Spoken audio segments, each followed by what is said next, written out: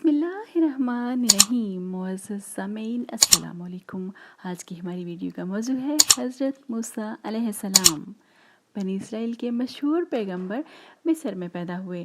فرعون کو معلوم ہو گیا تھا کہ بنی اسرائیل میں ایک لڑکا پیدا ہونے والا ہے جو اس کی بربادی کا باعث ہوگا، اسی لیے وہ بنی اسرائیل کے سب لڑکوں کو قتل کروا دیتا تھا۔ لہٰذا آپ کی والدہ نے آپ کو ایک صندوق میں بند کر کے نیل میں بہا دیا، جو فرعون کی ملکہ کی نظر سے گزرا۔ اس نے آپ کو بطور فرزند پالا۔ بڑا ہونے پر انہوں نے ایک قبطی کے مقابلے میں بنی اسرائیل کی حمایت کی، جس میں قبطی مارا گیا۔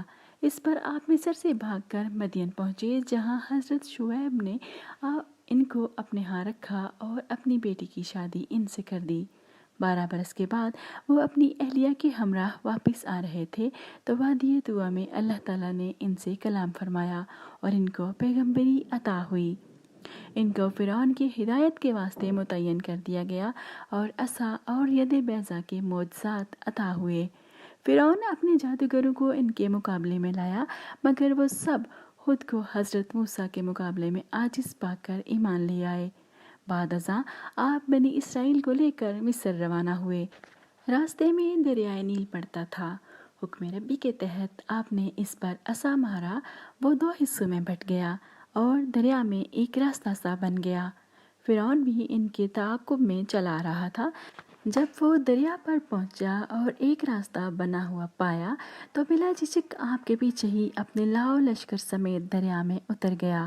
حضرت موسیٰ علیہ السلام تو اپنے ساتھیوں سمیت پار اتر گئے، مگر فرعون اپنے تمام ساتھیوں سمیت دریا میں غرق ہو گیا۔ پھر آپ علیہ السلام کوہ طور پر اتر گئے اور آپ علیہ السلام پر تورات نازل ہوئی، لیکن آپ کی غیر موجودگی میں سامری نام کے جادوگر نے بنی اسرائیل کو بچڑے کی عبادت کرنے پر آمادہ کر لیا تھا۔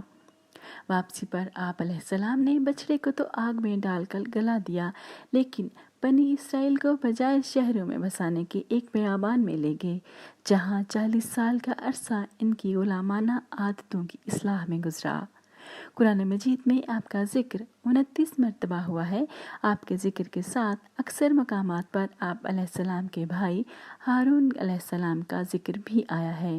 قرآن مجید میں جہاں فرعون کے ڈوبنے کا ذکر کیا گیا ہے، وہاں یہ بھی بتایا گیا ہے کہ فرعون نے ڈوبتے وقت نہایت عاجزی سے اپنی عبودیت کا اقرار کر کے معافی مانگی، مگر اب معافی کا وقت گزر چکا تھا۔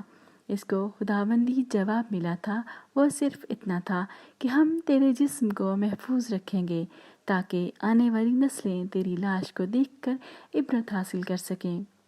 چنانچہ آج سے 40-50 سال پہلے اسی فرعون کی لاش دریائے نیل سے مل گئی تھی، اور جس کے بعض آثار اور علامات دیکھ کر طبقات الارض کے بڑے بڑے ماہرین اور سائنسدانوں نے متفقہ طور پر فیصلہ دیا تھا کہ یہ وہی فرعون ہے جو جناب موسیٰ علیہ السلام کے زمانے میں ان کا تعاقب کرتے ہوئے غرق ہوا تھا۔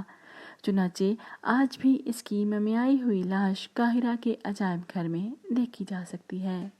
معزز سامعین، ایسی ہی مزید معلوماتی ویڈیوز کے لیے آپ ابھی میرے چینل کو سبسکرائب کر لیجئے، اور اگر آپ کو یہ ویڈیو پسند آئی ہے تو اسے اپنے دوستوں کے ساتھ ضرور شیئر کیجئے۔ اپنا اور دوسروں کا بہت سارا خیال رکھیے۔ زہرا آپا کو اجازت دیجئے، پھر ملیں گے انشاءاللہ۔ اللہ حافظ۔